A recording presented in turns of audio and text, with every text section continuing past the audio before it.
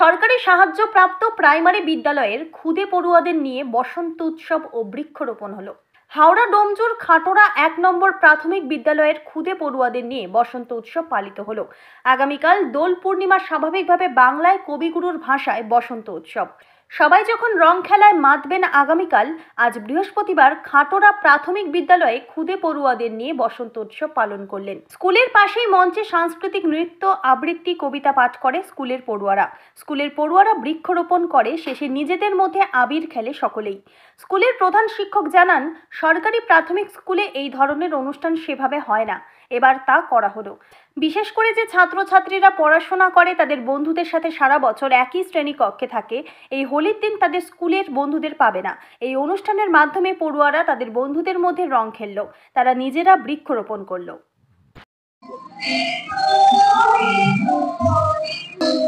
প্রোগ্রামটা আমার সত্যি সুন্দর লেগেছে।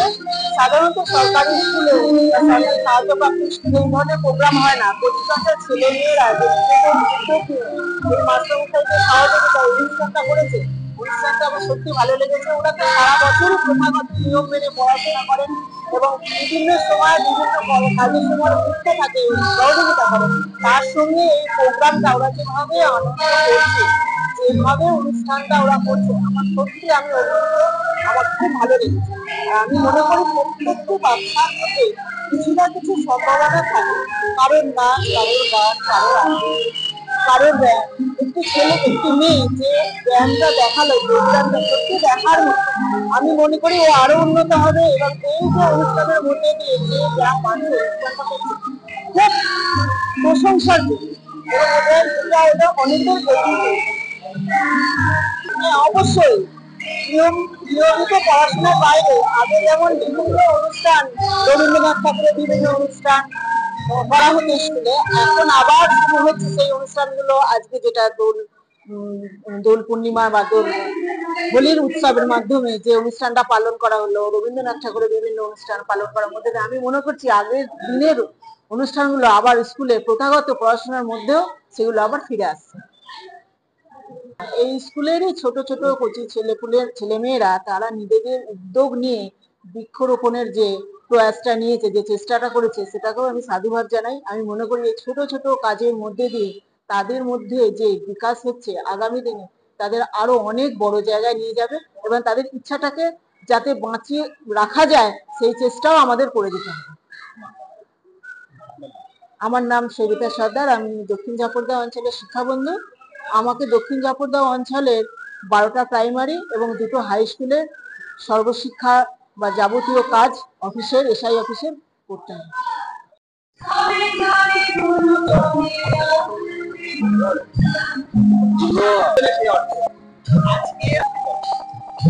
আমরা সচরাচর সরকারি বিদ্যালয়তে এই রকম ধরনের ব্যবস্থা আগে হয়তো দেখি, কিন্তু এখন স্বাধীনভাবে দেখতে গেলেও অনেকগুলো স্কুল যারা বাচ্চাদের স্বাধীনতার জন্য এক্সট্রা ক্যারিকুলার অ্যাক্টিভিটি হিসাবে পরিবেশন বা অন্যান্য সমস্ত রকমের প্রোগ্রামগুলো করে থাকে এবং এটা আমাদের নিজস্ব প্রচেষ্টা যে বাচ্চাদেরকে যাতে তাদেরকে আরো ভবিষ্যৎ আরো দিয়ে দেয় এবং তাদের প্রত্যেকটা বাচ্চার নিজস্ব একটা আগ্রহ থাকে, সেই আগ্রহটাকে আরো যাতে করে আমরা জায়গা দিতে পারি, সেই জন্য আমাদের স্কুলের একটা ছোট্ট একটা প্রচেষ্টা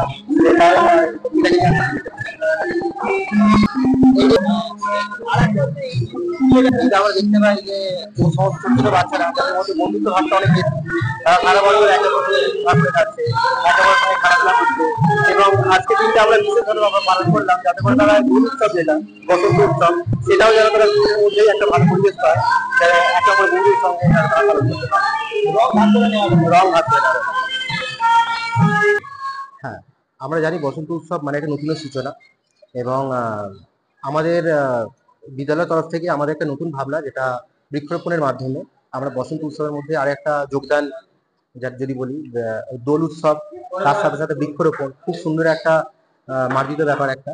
তো আমাদের পরবর্তী যেটা কর্মসূচি, যেটা আগামী দিনেও থাকবে, বৃক্ষরোপণটাকে আরো বেশি প্রমোট করা এবং পরিবেশ সম্পর্কে সবাইকে সচেতন করা। হ্যাঁ, তারা গাছ বসিয়েছে এবং তাদের নিজেরাই আগ্রহ দেখিয়েছে যে আমরা চাই যে বৃক্ষরোপণের মাধ্যমে আমরা দিনটাকে পালন করি। আমার নাম সন্দীপ চৌধুরী, আমি স্কুলের প্রধান শিক্ষক।